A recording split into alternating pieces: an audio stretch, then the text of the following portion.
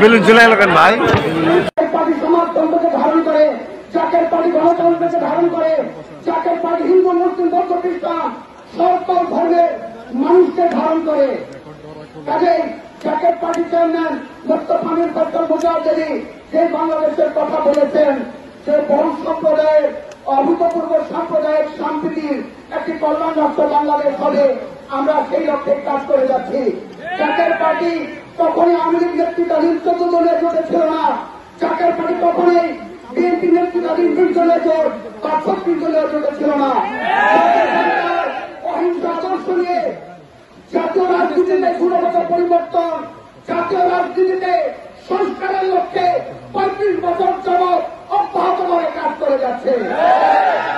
জাকের পার্টির মূলনীতি আত্মমানবতার সেবা করা।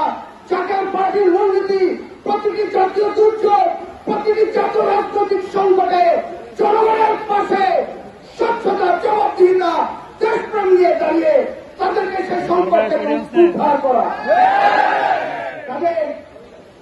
জাকের পার্টিকে সংস্কারের রাজনীতি চায়, আজকে সেই সংস্কারের হার লেগেছে। আমরা তাদেরকে অভিবাদন জানাই। জাতির সূর্য সন্তানরা আমাদের অন্ততে ছাত্ররা যেভাবে জীবন দিয়ে ছাত্র জনতার গণঅভ্যুত্থানে আমরা একটা নতুন বাংলাদেশ পেলাম, সেই শহীদদের আজকে আমরা শ্রদ্ধাভাবে স্মরণ করি। সময় খুব কম।